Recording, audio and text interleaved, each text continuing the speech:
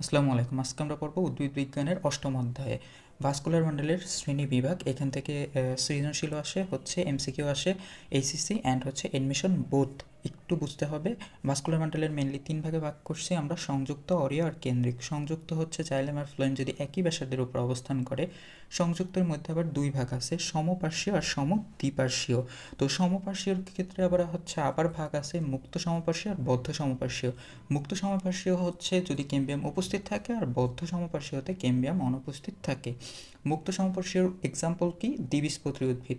আর বদ্ধ সমপার্শ্বীয়র এক্সাম্পল কি? একবীজপত্রী উদ্ভিদ। এইটা মনে রাখার জন্য আমরা একটা ট্রিক্স ইউজ করতে পারি ঐক্যবদ্ধ দিয়া। ঐক্যতে হচ্ছে একবীজপত্রী আর বদ্ধতে হচ্ছে বদ্ধ সমপার্শ্বীয়।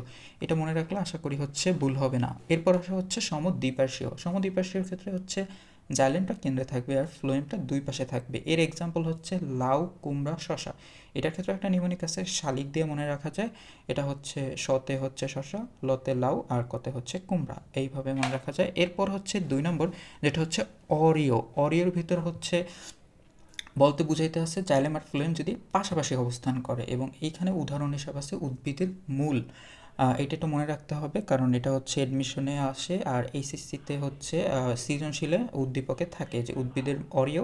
তো এটা কোন উদ্ভিদ বুঝাইতে আছে, উদ্ভিদের কোন পার্টটা বুঝাইতে আছে? উদ্ভিদের মূল। এরপর আসা হচ্ছে কেন্দ্রিক। কেন্দ্রিকের ভিতর হচ্ছে হয় জাইলেম অথবা ফ্লোয়েম কেন্দ্রে থাকবে। যদি জাইলেম কেন্দ্রে থাকে, ফ্লোয়েম থাকবে পরিধিতে। ফ্লোয়েম কেন্দ্রে থাকলে জাইলেম থাকবে পরিধিতে। কেন্দ্রিকের ভিতরে হচ্ছে আবার দুইটা পার্ট আছে, হেড্রোসেন্ট্রিক আর লেপ্টোসেন্ট্রিক। লেপ্টোসেন্ট্রিকে দেখো ফ্লোয়েমটা কেন্দ্রে থাকে, তাহলে পরিধির দিকে থাকে হচ্ছে জাইলেম।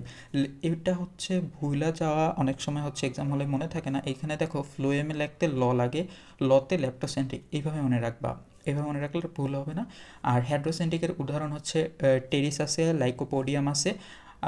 এই জিনিসগুলো, এই দুইটা এক্সাম্পল মনে রাখলেই হবে। বাকিটা হচ্ছে যে উদ্ভিদ, ওটা হচ্ছে ল্যাপ্টোসেন্ট্রিকের। এই উদ্ভিদের উদাহরণটা হচ্ছে এমসিকিউতে আসে।